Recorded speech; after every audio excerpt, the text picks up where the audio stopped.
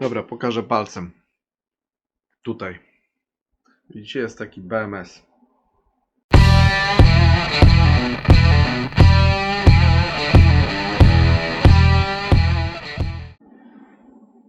Okej, tak więc chciałbym Wam...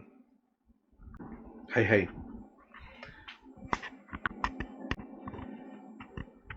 Okej, cześć, cześć.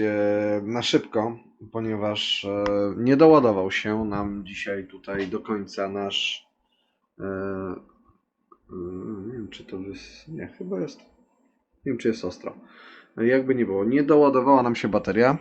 Jeszcze brakuje tutaj, no jest 15,8, myślę, że ponad 20 by się doładowała, ale postanowiłem zrobić jedną ważną rzecz, czyli no jest ona już wysoko podładowana, więc zrobimy sobie tutaj manewr balansowania cel. Dla pewności, żeby się nic nie ładowało, rozładowywało, po prostu wybrałem opcję, żeby się nic nie działo. To jest pierwsza rzecz. Więc żeby nie było jakichś niejasności. Mamy taką możliwość w modułach Tesli. Może żeby nie było, pokażę czymś. Dobra, pokażę palcem. Tutaj. Widzicie, jest taki BMS. Nawet pokażę Wam, jak mi się uda, jak to w termowizji wygląda podczas balansowania. Spróbuję to po prostu rozebrać i pokazać, co tam jest w środku. Tak więc każda bateria ma swój BMS. I szybciutko pokazuję Wam, co następuje. Wchodzimy na stronę internetową, a ta strona internetowa jest tutaj. Jak przejdziemy sobie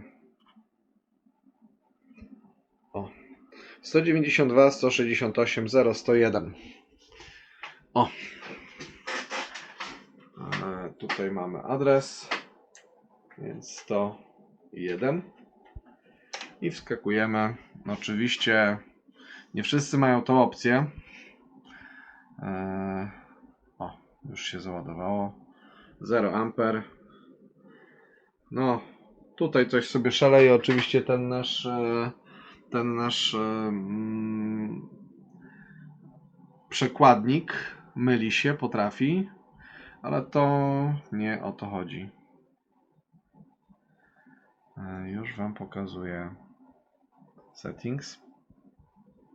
Było tam 3,94 i taka ciekawa opcja jest tutaj w battery settings, czyli balansowanie. Powinno się odbywać od wysokich wartości, ale jako że do jutra bateria będzie sobie stała i czekała na dalsze ładowanie, więc postanowiłem, żeby to zmienić. Zrobimy 3,90. Oczywiście nie tak jak pan Hubert każe, ale zobaczymy, co się stanie. I go back to menu. I oczywiście zapisujemy settingsy. Save. Go back. Restart. I wskakujemy szybciutko tutaj. Jak widzicie, będzie zaraz boot. Ready. Nie patrzcie na te wskazania, ze względu na to, że jest to przekłamanie samego przekładnika. Bardziej ma on służyć, żeby nie wyskakiwała wartości powyżej 200 czy 300 A. Tak więc widać wyraźnie, że włączyło się balansowanie cel. I zaraz Wam pokażę, spróbuję Wam pokazać, czy widać to na poszczególnych celach w baterii. Ok, witam serdecznie. Czas na to, żeby przejść na off-grid i rozładować tą baterię, zobaczyć, jak ona w prawdziwym życiu sobie radzi. Więc pierwsze co robimy, to oczywiście wyłączamy balansowanie. Za bardzo nic tutaj się nie stało, ze względu na to, że te rozjazdy nie były jakieś wyjątkowo duże. 8 mV to jest naprawdę świetnie jak na 11-letnią baterię. Sami wszyscy wiemy, jakie rozjazdy często bywają na nowych bateriach. Tutaj jest dokładnie to 8 mV. Ja już pokażę od razu, jak to wyłączyć na naszym oprogramowaniu. Settings. Nie wszyscy oczywiście będą mieli dostęp do takiego oprogramowania, albo inaczej, nie wszystko będzie dostępne ze względów bezpieczeństwa, ale już pokazuję, gdzie to akurat jest. Tutaj jest coś takiego jak właśnie Enable Balance i wyłączamy sobie go po prostu. Oczywiście na górze będzie napisane, że jest disabled, ale ja jeszcze dla pewności i zawsze tego typu działania robimy na statusie ready, kiedy nie mamy połączonej baterii. Zresztą pokażę Wam, jak już będzie to wszystko połączone. A propos przekładników, bo dzisiaj je dostałem, jeszcze rezystor i będzie to działać tak, jak powinno. Robimy oczywiście Save Settings i to jest tak jakby taki standardowy krok, kiedy zmieniamy cokolwiek w zarządzaniu EWS-em, FOBPM-em tak samo, bo to jest ten sam silnik, to samo wszystko. Już restart device i w tym momencie już zaraz będzie boot. Widać, że się boot robi. No i w tym momencie jeszcze ustawimy sobie nasz falownik. Więc pierwsze co robimy, to oczywiście menu baterii. Sprawdzamy, czy wszystko jest ok. Oczywiście na razie będziemy tylko rozładowywać, nie ładować się. Więc zobaczymy, ile ta nasza bateria wytrzyma. Ja ustawię spokojnie 100 A. I tak tutaj nie będzie 100 A, ale tak, żeby było ok. Charge. Tutaj nic nie zmieniamy. Shutdown. No do końca będziemy rozładowywać, więc tak to wygląda. No i oczywiście jeszcze ustawienia związane z rozładowywaniem. No tutaj oczywiście musimy tutaj zjechać z tym w dół, czyli no rozładowujemy po prostu. O, tak. Use timer.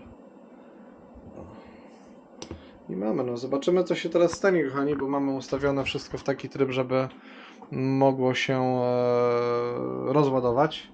Cześć. Tutaj mam